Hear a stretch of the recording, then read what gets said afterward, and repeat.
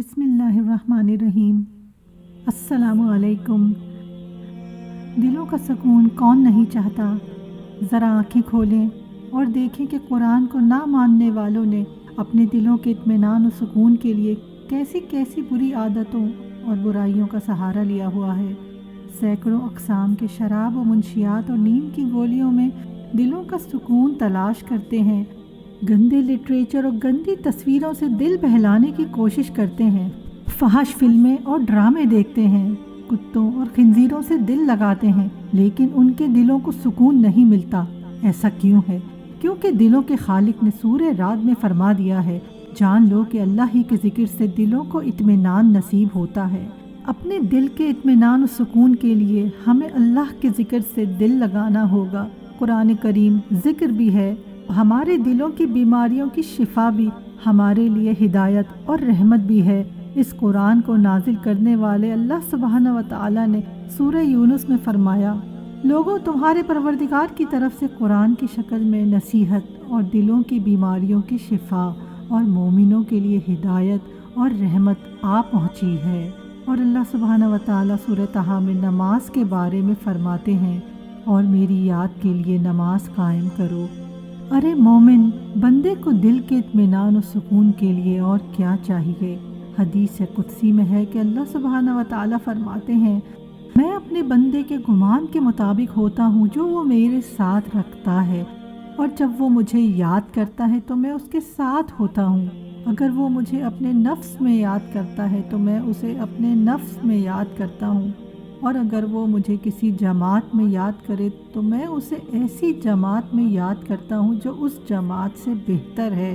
और अगर वो एक बालिश्त मेरे करीब आए तो मैं एक हाथ उसके करीब आता हूँ, और अगर वो एक हाथ मेरे करीब आए तो मैं दोनों हाथों के फैलाने के बराबर उसके करीब आता हूँ, और अगर वो चल कर मेरे पास आए तो मैं दौड़ कर उसके पास आता हूँ। सुभान अल्लाह। तो आइए कुरान की सूरतों की अफजलियत जानते हैं। सूरह फातिहा को 100 बार पढ़कर जो दुआ मांगी जाए वो कबूल होती है। सूरह बकरा की तिलावत से शैतान घर से भाग जाता है। आयतल कुर्सी पढ़ने से मोहताजी दूर होती है।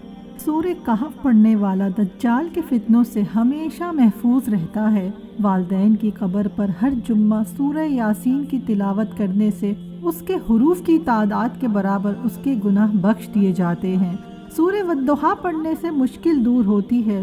जो करीबुल मर्ग हो उस पर सूरह जासिया दम करने से खातिमा बिल खैर होता है। सूरह अल हुजुरात पढ़ना और दम करके पीना घर में खैर और बरकत के लिए मुफीद है।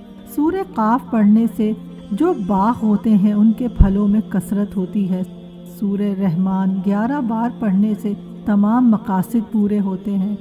सूरह वाक़या जो शख्स रोज़ाना पढ़े उसे कभी फाका ना होगा। सूरह मुल्क को हर रात पढ़ने वाला अज़ाब कब्र से महफूज रहेगा। सूरह मुज़म्मिल को 11 बार पढ़ने से हर मुश्किल आसान हो जाती है। सूरह मुदस्सिर को पढ़कर हिफ्ज़ कुरान की दुआ मांगने से कुरान करीम का याद करना आसान हो जाता है। सूरह नाज़ियात पढ़ने से जान कनी की तकलीफ़ नहीं होगी। सूरह दुहा पढ़ने से भागा हुआ आदमी वापस आ जाएगा। सूरह अलम नशरह को जिस माल पर पढ़ लिया जाए उसमें खूब बरकत होती है।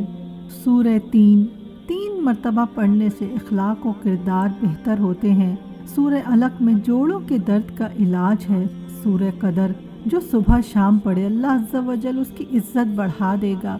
सूरह बैयनात बरस और यरकान का इलाज है। जिस आदमी या जानवर को नज़र लगी हो उस पर सूरह आदियात का दम मुफीद है। सूरह कारिया पढ़ने से बलाओं से हिफाजत रहती है। सूरह तकासुर को 300 बार पढ़ने से कर्ज जल्द अदा हो जाता है। सूरह असर पढ़ने से गम दूर हो जाता है। सूरह हुमज़ा और सूरह फील के पढ़ने से दुश्मन के शर से हिफाजत होती है। सूरह कुरैश की तिलावत जान की हिफाजत के लिए बड़ी मुजर्रब है। सूरह माऊन का बड़ी मुश्किल के वक्त पढ़ना बहुत मुफीद है। सूरह कौसर पढ़ने से बे औलाद साहिब औलाद हो जाता है। सूरह काफिरून चौथाई कुरान के बराबर है। सूरह ज़िलज़ाल निस्फ़ कुरान के बराबर है, और सूरह इखलास तिहाई कुरान के बराबर है। सूरह फलक और सूरह नास से जिन, शैतान और हासिदों के शर से हिफाजत रहती है। پھر کیوں نہ ہم قرآن سے دوستی کر لیں۔